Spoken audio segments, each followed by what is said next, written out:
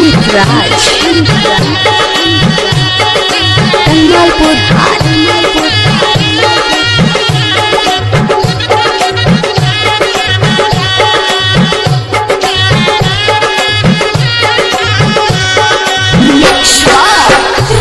Recording studio Mirganj.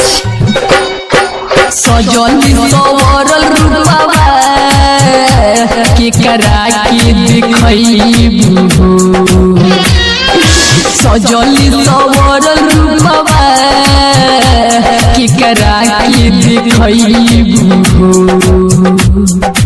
असही दीवाना के घरवा में पिटवइबू, असही दीवाना के घरवा में पिटवइबू,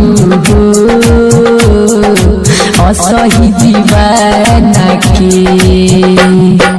सजनी सवरल रूपवा करा के देखइबू। डीजे अमित राज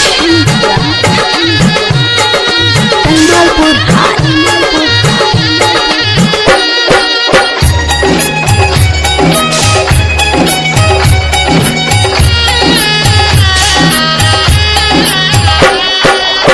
प्यारी को कि हमारा से कोई तू गद्दारी, सीधा साधा दिलावा के दिहलू बीमारी।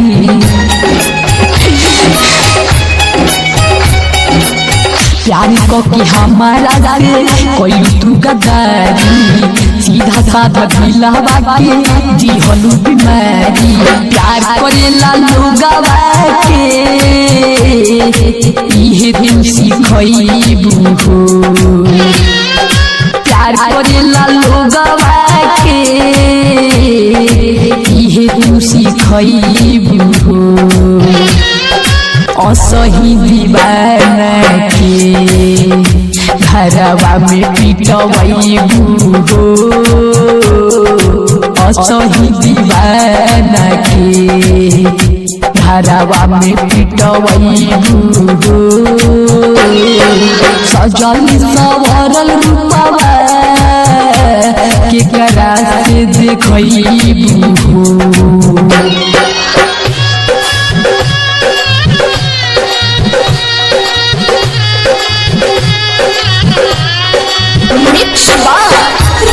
Recording studio Mirganj.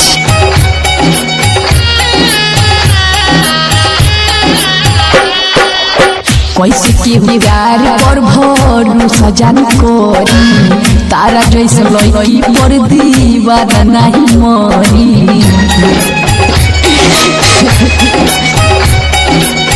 कैसे के प्यार पर भरोसा जान करी, तारा जैसे लड़की पर दीवाना नहीं मरी। प्यार के वादा जानो ऐसे दिन निभइबू, प्यार के वादा जानो ऐसे दिन निभइबू, असही दीवाना के घरवा में पिटवइबू, असही दीवाना के घरवा में पिटवइबू। सजल सवरल रूपवा के करा के देखइबू। डीजे अमित राज तंगलपुर हाट।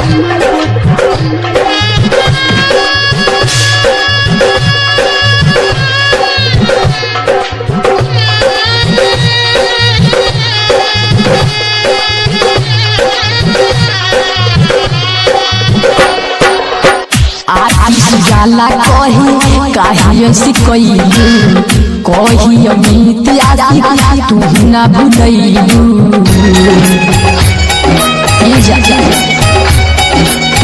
आशीष जाला कहे काहे से कइलू, कही अमित आशी तू ना भुलइलू।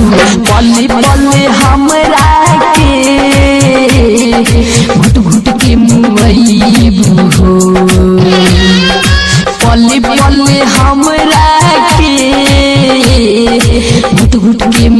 बनैबू हो असही दीवाना के घरवा में पिटवैबू हो